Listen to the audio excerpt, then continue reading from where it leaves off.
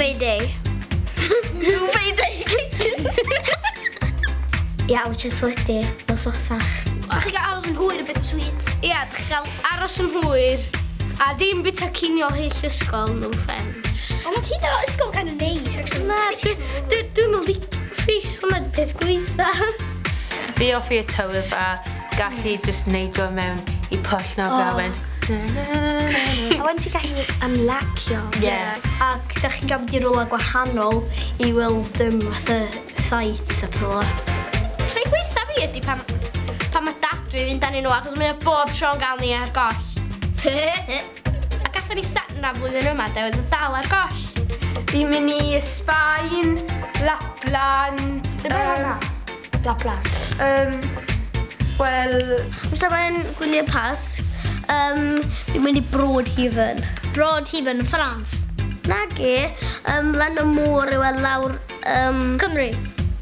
A bwys Cymru. Ond pryd es I Florida, o'n i'n mynd ar y Tower of Terror. Mae'n lift. Mae'n lift. Ti'n mynd... Ie.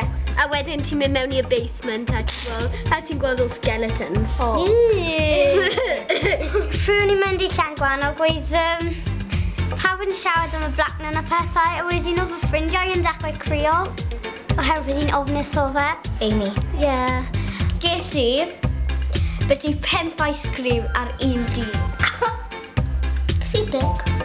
Dos am ysgol. A da ni gael enjoyo yn yna'n. Da ni'n gael relaxio. A dim gorau ni gwaith. Na, da ni'n gorau llnau yn byd.